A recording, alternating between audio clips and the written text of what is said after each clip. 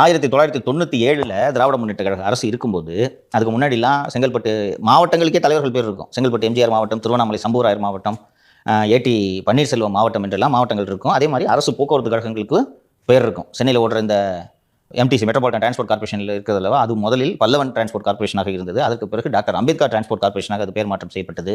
தந்தை பெரியார் போக்குவரத்து கழகம், தீரன் சின்னமலை போக்குவரத்து கழகம், இது போன்ற போக்குவரத்து கழகங்கள் எல்லாம் இருந்தன. 97 தீரன் சுந்தரலிங்கம் போக்குவரத்து கழகம் என்று ஒரு புதிய போக்குவரத்து கழகம் உருவாக்கப்படுகிறது. அந்த தீரன் சுந்தரலிங்கம் ஒரு சமூகத்தை சேர்ந்தவர். அது எப்படி நீ இன்னொரு சமூகத்தை சேர்ந்தவனோட பேர் அதுக்கு வைப்ப? நாங்கள் அந்த பேருந்தில் ஏற மாட்டோம்னு தீரன் சுந்தரலிங்கம் பேருந்தெல்லாம் கொளுத்த ஆரம்பிச்சு தேனி மாவட்டத்தில் பெரிய குளத்தில் ஒரு கலவரமும் தொடங்குகிறது.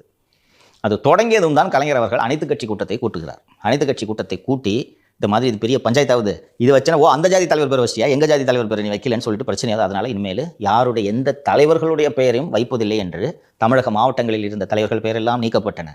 அரசு போக்குவரத்துகளில் கழகங்களில் வைக்கப்பட்டிருந்த ஜீவா போக்குவரத்து கழகம், பெரியார் போக்குவரத்து கழகம் எல்லா பேரையும் நீக்கி வெறும் அரசு போக்குவரத்து கழகம். இப்போது இருக்கக்கூடிய விரைவு போக்குவரத்து கழகத்தோட ஒரிஜினல் பேர் திருவள்ளுவர் போக்குவரத்து கழகம். எல்லா பேரையும் நீக்கிட்டு அரசு போக்குவரத்து கழகம்ட்டு வச்சாங்க. இது ஒரு அரசு எடுத்த முடிவு. சரியா? உங்கள் அப்பா எடுத்த முடிவு தானே? அறிவில்லை? சினிமா நடிகர் பேரெல்லாம் தெருவுக்கு வைக்கிறது. இந்த எல்லிஸ் சாலைன்னு வச்சிருக்காங்கன்னா அது எதுக்கு எல்லிஸ்னு அவனாவது ஒருத்தன் தேடி படித்தான்னா இந்த விவரம் தெரியும். நானே அவர் அந்த அதிகாரி சொன்ன பிறகு தான் நான் இதை எடுத்து தேடி படிக்கிறேன். இந்த எல்லிஸ்க்கு இவ்வளோ பெரிய வரலாறு இருக்கிறது என்பது இதை படித்த பிறகு தான் எனக்கு தெரிகிறது. நீ சொன்னது WCCனால அந்த பேர் வரலப்பா.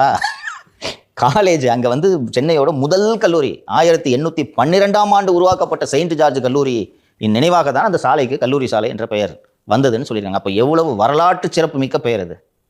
300 ஆண்டு வரலாறு இல்லையா அது?